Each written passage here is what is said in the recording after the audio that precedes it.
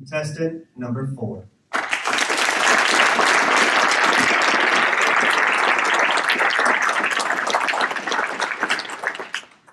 Deanna Ford, becoming Deanna Ford.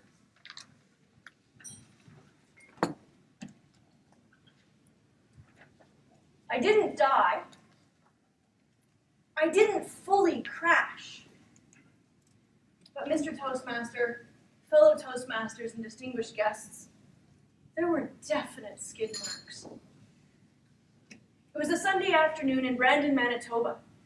The sun came through the stained glass window of the church down onto the audience. Behind me, the orchestra had just been cut off.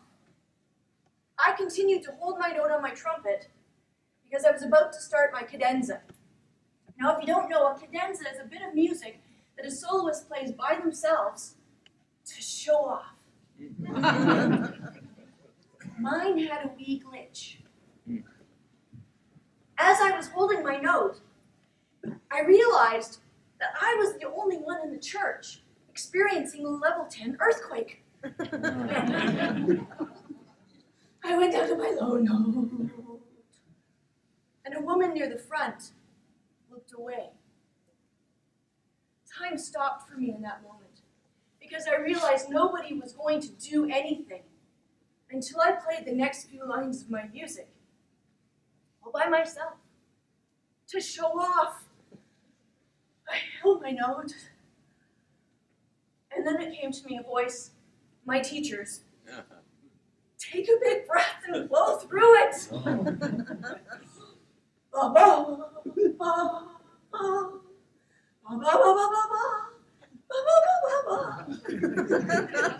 I came down to about an 8. More air. Bumpy, bumpity, bumpy, bump. 5.5. More.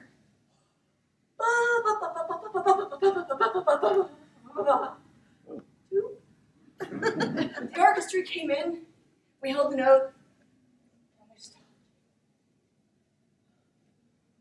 And then they started the second movement. And then we played the third movement. I hadn't died. I hadn't fully crashed. But as I walked home that afternoon, the skid marks on my self-esteem, my self-confidence burned bad. You dream of being on a stage connecting with people? That woman looked away. What are you thinking? As it worked out, though, fortune was mine that day because I got to do something that everyone should do when they fall off of a horse. We had an evening concert. I had to go do it again. But I think I did what Amy Cuddy talks about in a TED Talk I saw her do recently. Now, you've probably heard, you can fake it until you make it. Well, she says, no, that's not exactly right. You can actually fake it until you become it. She doesn't say it just based on studies, and she has done studies. She's a social psychologist. She bases it also on her own personal life history. I was a third-year trumpet student when the earthquake struck. When she was in her undergraduate, she really had a crash. She woke up in a head trauma unit and discovered to her horror that her dream of being at university had been cut short. They had withdrawn her, and they didn't figure she was going back. She didn't accept that, though. She did go back. It took her twice as long, but she succeeded. She applied to grad school, got in. Didn't feel like she really belonged, but her teachers said, keep going, you can do it. In my case, for the afternoon concert, I was all serious and stiff. It was, after all, the Haydn trumpet concerto. Now, when I went back on that evening, I tried to change my approach. I relaxed, I tried to joke around with the other musicians, and when they called my name, I went out like I belonged. And I played it better.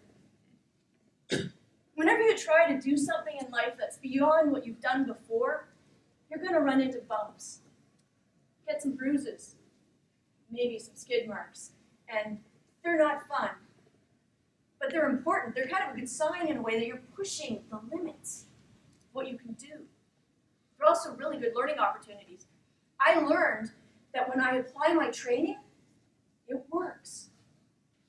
I learned that I need to relax a little before I go do something like that.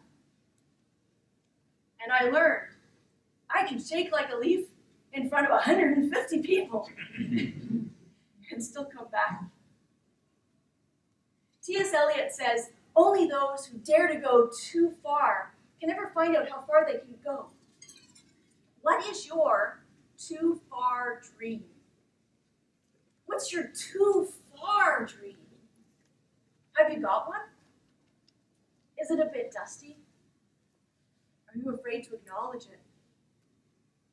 Wherever you are in your process, know that you have it in you to accomplish a too far dream.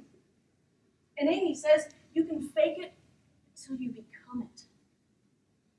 And oh, by the way, she's still at school, teaching at Harvard. And I'm on a stage. Now I'm still in process, I will admit. I'm dreaming of bigger stages. Wherever you are, you have it in you. What do you want to become? What do you want to do? Who do you want to be? I challenge you in this moment to embrace the process, bumps and all, to become the person who can achieve that too far dream. You have it in you to do it. You can become that person who can achieve that too far dream.